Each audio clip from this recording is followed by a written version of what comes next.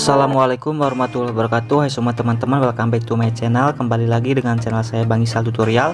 Oke, jadi di video kali ini saya mau sharing pengalaman saya pribadi ya kepada teman-teman semua, terutama yang baru bergabung di program partner YouTube ya, atau yang sudah memenuhi syarat bisa bergabung di program partner YouTube. Yaitu saya akan membahas tentang situs iklan YouTube atau hubungkan situs seperti yang ada pada gambar video ini ya teman-teman. Jadi pertanyaannya banyak sekali ya teman-teman semua. Yang pertama, gimana sih cara mengisi hubungkan situs ini? Dan yang kedua, untuk mengisi kolom link situs ini pakai apa ya? Apakah pakai URL channel sendiri atau pakai yang lain? Nah, dan untuk yang ketiga, untuk menghubungkan situs ini apakah wajib diisi atau dikosongkan saja? Oke, saya akan bahas sesuai pengalaman saya pribadi ya mengenai permasalahan ini ya teman-teman. Dan sebelum ke pembahasannya, yang belum subscribe silahkan di subscribe terlebih dahulu dan nyalakan juga tombol loncengnya. Siapa tahu kita kedepannya yang mau sharing ya atau belajar tentang YouTube, kita saling sharing. Oke, langsung aja kita ke pembahasannya ya teman-teman. Dan ketika teman-teman sudah memenuhi syarat ya 1000 subscriber dan 4000 jam tayang, maka tampilannya akan seperti ini ya teman-teman. Dan teman-teman juga harus memverifikasi ya, verifikasi 2 langkahnya seperti ini.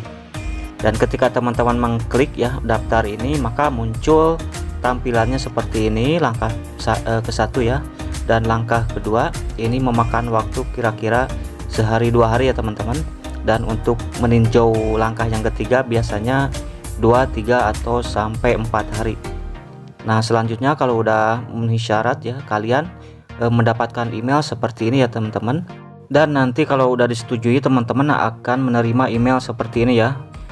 Selamat, channel YouTube Anda telah disetujui. Dan ketika teman-teman udah mendaftar Google AdSense-nya ya, maka tampilannya muncul seperti ini ya, 3 kolom yang ini. Nah, dan untuk mengaktifkan situs ini ya teman-teman, kalian harus memiliki ya situs sendiri. Contohnya kalian harus mempunyai blog sendiri ya, situs WordPress atau blogger ya, blogger sendiri. Kalian harus membuatnya terlebih dahulu, karena kalau pakai URL channel YouTube sendiri nanti kemungkinan akan error ya, karena ini khusus untuk situs iklan ya teman-teman. Jangan asal ya.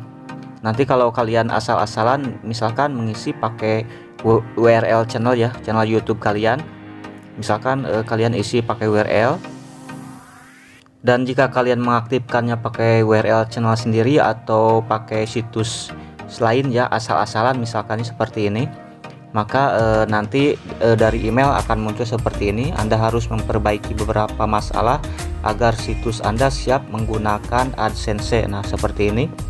Dan tampilan di AdSense-nya akan error seperti ini ya teman-teman. Nah, seperti ini.